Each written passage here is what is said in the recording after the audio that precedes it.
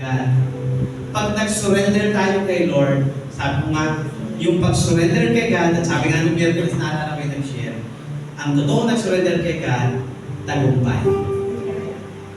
Yung nagsasurrender na ako sa buhay na ito, ayoko na, talunan yun. Pero Lord, surrender na ako sa iyo, bahala ka sa buhay ko, susunod ako sa iyo, tatagumpayin niyo. Alam niyo, ang buhay kasi pagdidesisyon. Nasa atin, yes ba kay Lord o no? Kalooban ba ng Diyos o sarili kong kalooban?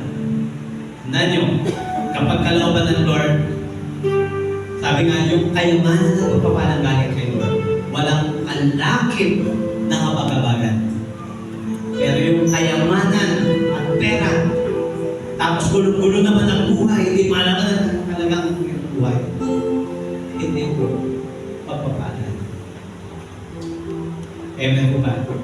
Kaya sa umagang ito, handa ba tayo sumunod kay Lord? Yung lubos na pagtitiwala, hahambang ka sa pananampalataya. Kahit mahirap. Kasi minsan yung pagsunod kay Lord, mahirap din. Pero kailangan humahambang ka na may pagtitiwala na alam mo na siya. Amen po ba? Ano ba mangyari, Lord? Andiyan ka. Hindi mo pababayaan. Sa bawat araw ng ating buhay, dapat itiwala natin kay Lord. Amen po ba? Kasi kapag na-focus sa isip natin, yung isipan natin na-focus sa ating sarili, na-focus sa paligid natin, nakapagod, hirap, daming takot, daming pangamba. Pero kay Lord, focus natin, isip natin sa salita ng Diyos, pray.